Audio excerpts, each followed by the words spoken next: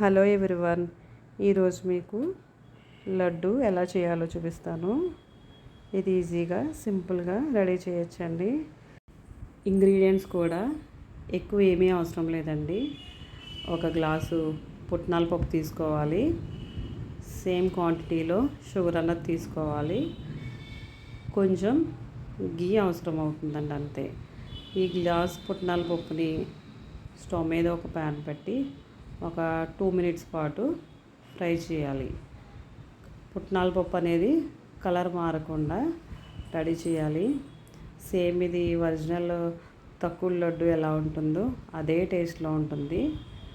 ఒక 2 or 3 minutes fry చేసిన తర్వాత మిక్సీలో వేసి మనం మిక్సీ పట్టుకోవాలి. ఈ పుట్నాల పప్పుని ఫైన్ పౌడర్లా చేసుకుని ఒక ప్లేట్లోకి అయితే ట్రాన్స్ఫర్ చేసుకోవాలి.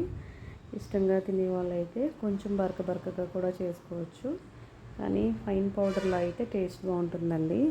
సేమ్ క్వాంటిటీ షుగర్ తీసుకుని దాన్ని కూడా మిక్సీ జార్లో వేసి పౌడర్లా చేసుకోవాలి. నేను వీడియోలో చూపించిన విధంగా పౌడర్లా చేసుకుంటే సరిపోతుంది.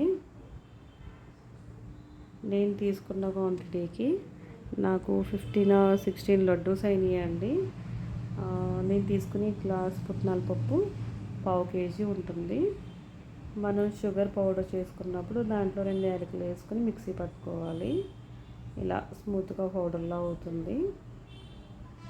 దీన్ని కూడా సేమ్ ప్లేట్లో ట్రాన్స్ఫర్ చేసుకొని 2 సమంగా కలుపుకొని పక్కన పెట్టుకోవాలి.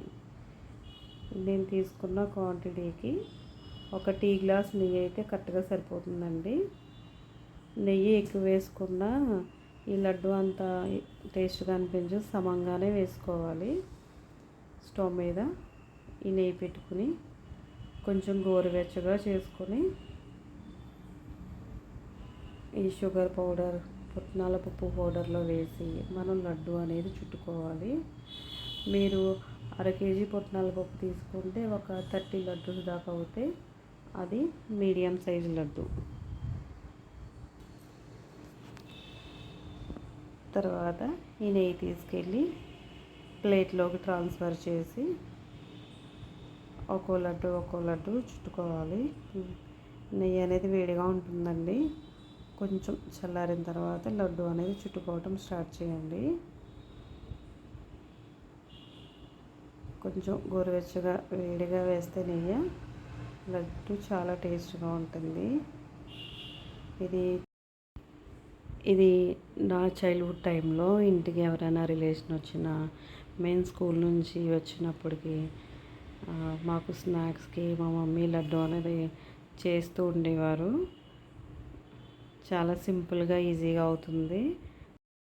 ఇంట్లో బర్త్డే పార్టీస్ కానీ పెళ్ళిళ్ళకి కానీ చిన్న ఫంక్షన్స్ కానీ ఎవరైనా ఫ్రెండ్స్ ఇంటికి పంపించడానికి కానీ ఈ స్వీట్ అనేది చాలా బాగుంటుందండి.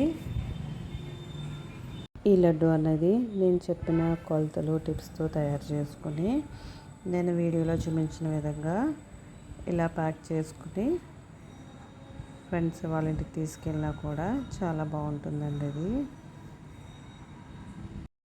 మీరు కూడా ఒకసారి ట్రై చేసి ఈ లడ్డు ఎలా ఉన్నదన్నది నాకు కామెంట్ చేయండి.